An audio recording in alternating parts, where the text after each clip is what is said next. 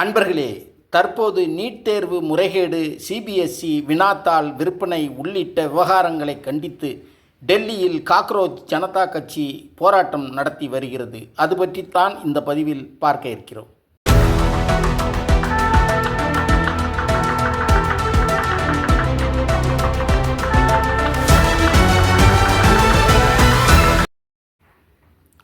Cockroach Janata கட்சி ஆரம்பிக்கப்பட்ட சில நாட்களிலேயே 2 கோடி பின்தொடர்பாளர்களை பெற்று பாஜக, காங்கிரஸ் உள்ளிட்ட அனைத்து கட்சிகளுக்கும் அதிர்ச்சியை கொடுத்தது. பல லட்சம் பேர்களை கட்சியின் உறுப்பினர்களாக கொண்ட கட்சியாக இன்று டெல்லி ஜந்தர் மந்தர் மைதானத்தில் அதன் தலைவர் அபிஜித் தலைமையில் நீட் தேர்வு முறைகேடு, சிபிஎஸ்இ வினாத்தாள் விற்பனை உள்ளிட்ட விவகாரங்களை கண்டித்து பெரும் போராட்டத்தை நடத்தி கொண்டிருக்கிறது.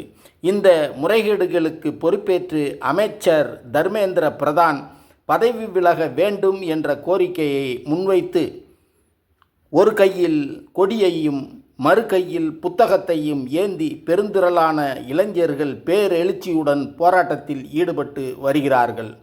கரப்பான்பூச்சி ஜனதா கட்சியின் இந்த போராட்டத்தால் டெல்லி ஜந்தர் மந்தர் பகுதியில் போலீஸ் குவிக்கப்பட்டுள்ளது.